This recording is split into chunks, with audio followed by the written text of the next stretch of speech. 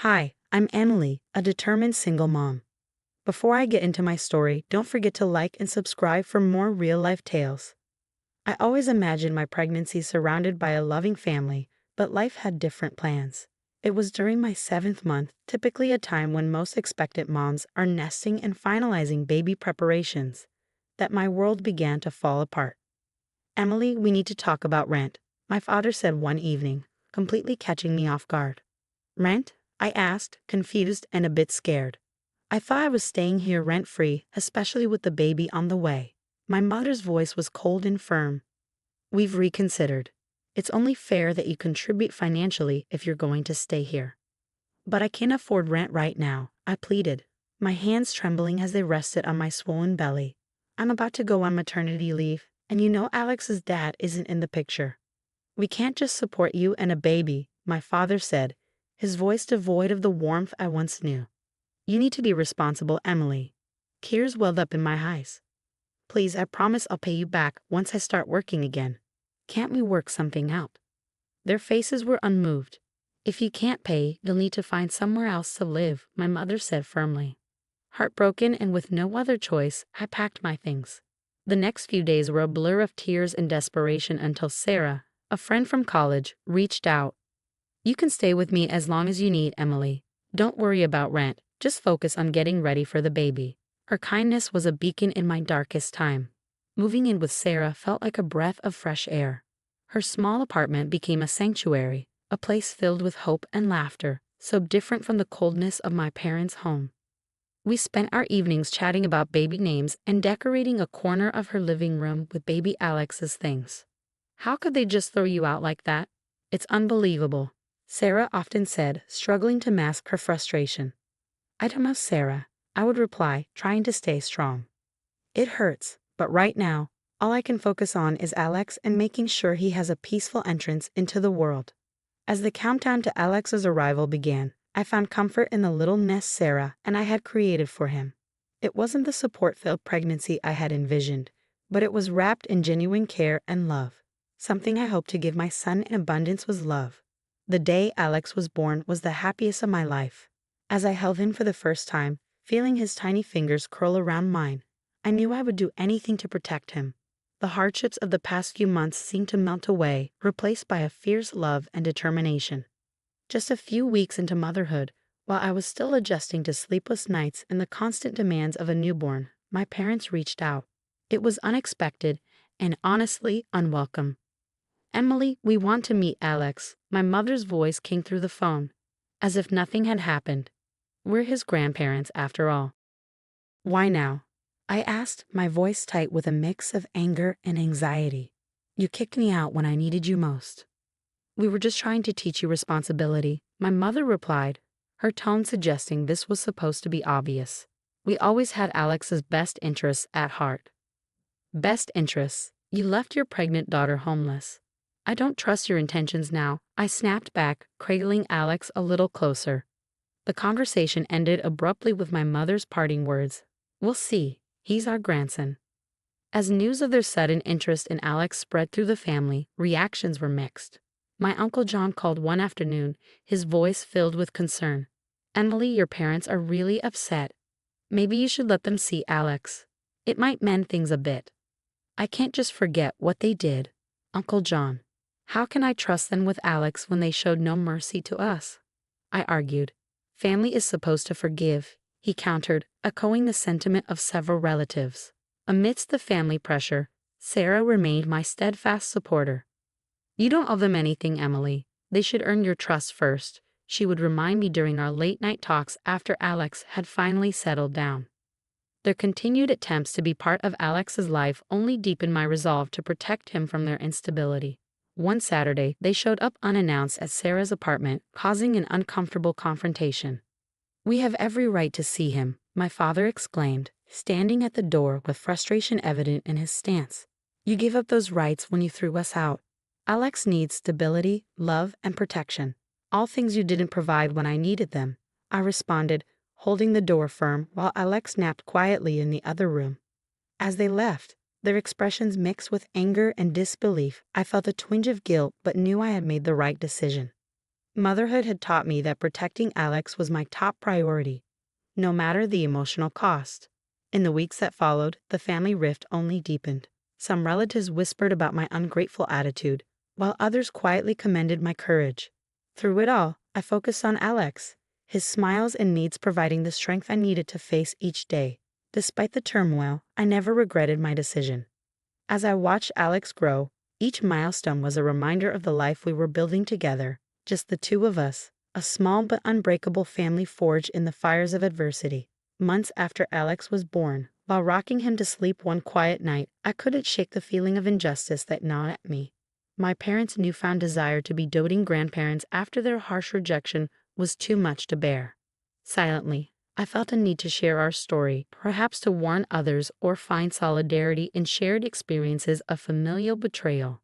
One evening, with Alex asleep in the quiet hum of the computer before me, I began to write. The words flowed, fueled by pent-up frustration and a desire for transparency.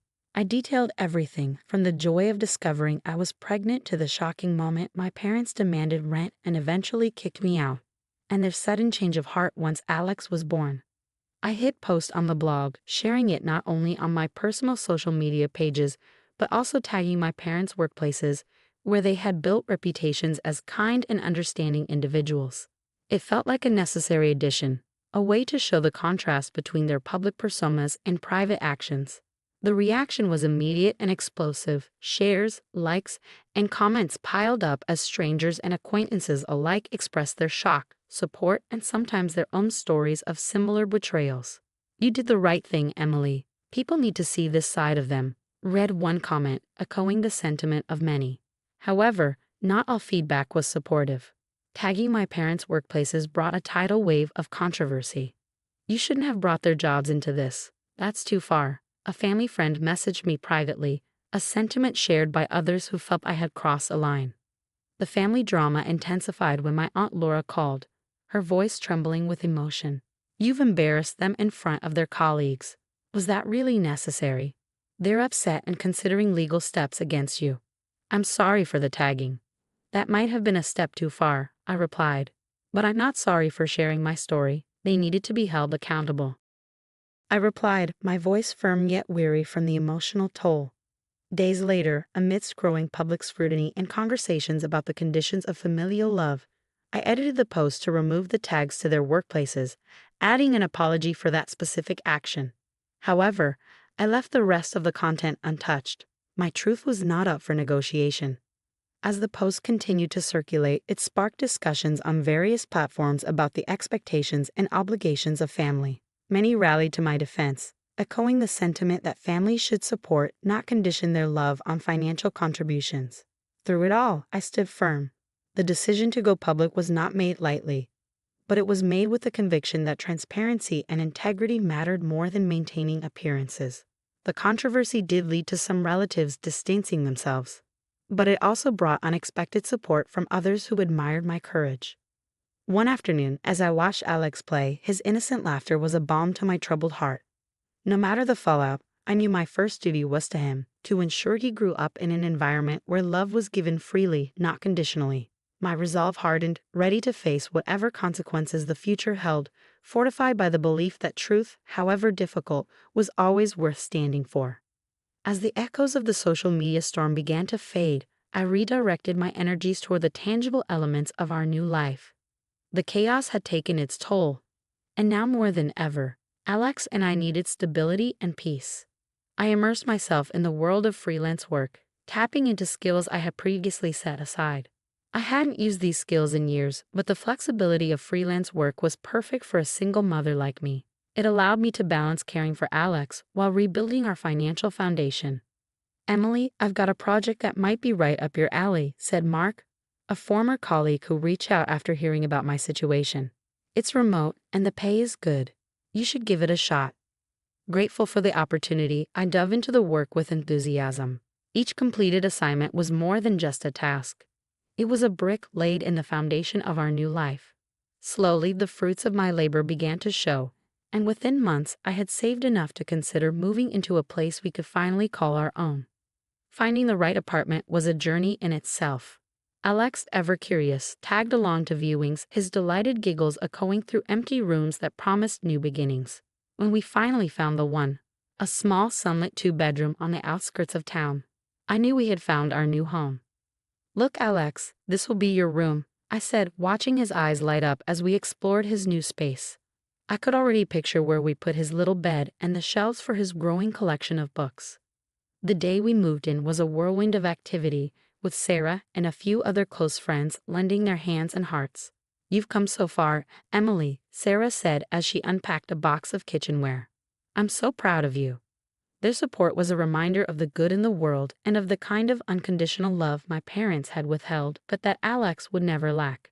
Amidst these positive changes, my parents made sporadic attempts to reconnect, sending messages and small gifts for Alex. "We miss you. Let's try to start over," read a note from my mother, tucked into a book of children's stories. I approached these attempts with a guarded heart.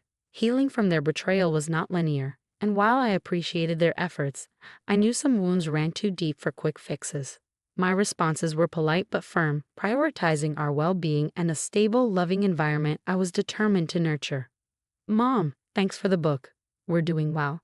Let's take things one step at a time," I replied, setting boundaries to protect Alex and me from potential hurt. As the months passed, our new apartment truly became a home, filled with laughter, love, and the occasional mess of toys and art supplies. I found joy in the small moments, morning cuddles, park outings, and bedtime stories that made up our days. It was a life built on our terms, free from the shadows of the past. Looking back, the road was undoubtedly rough, marked by heartbreak and hardship, but it led us here, to a place of our own, a sanctuary where Alex could thrive and where I could finally breathe, knowing we were safe, loved, and home. The new beginning we had fought so hard for was now our reality, and every day was a testament to the strength found in starting new. As months turned into a year, the unexpected consequences of my public revelation about my parents' conditional support began to unfold in ways I hadn't anticipated. Despite my initial intentions to share my story as a cautionary tale and a source of catharsis, the ripple effects were profound, reshaping not just my life but theirs as well. My parents, who had always been respected in their professional circles, found their reputations challenged. The blog post had tarnished their reputations. The story of their harsh treatment during my pregnancy resonated deeply with many, and the community's response was swift and severe. Colleagues who had once greeted them with smiles now offered only cold shoulders. Invitations to social gatherings dried up as friends distanced themselves, disapproving of how they had treated their pregnant daughter. "It's just not the same at work anymore," my father confided during one of his rare calls, his voice tinged with regret. "People look at us differently. Actions have consequences," I replied, my tone neutral yet firm. It was important for them to understand the gravity of their decisions, not just for my sake, but for their own reflection and growth. As I forged ahead, building a life of independence and nurturing Alex with all the love I could muster, my parents were left to reckon with the fallout of their choices. The community's judgment served as a mirror, forcing them to confront the harshness of their actions. Meanwhile, Alex and I flourished in our new environment.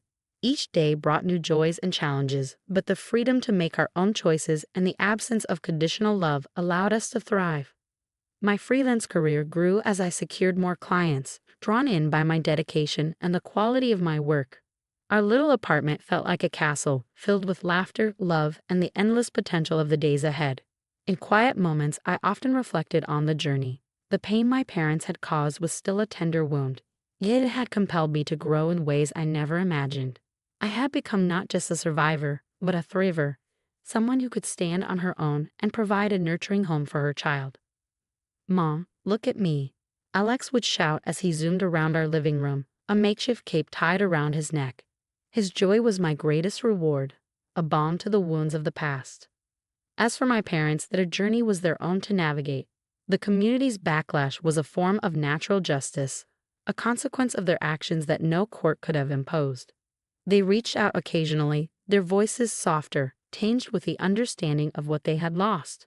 I listened, but with the knowledge that some distances were necessary for healing.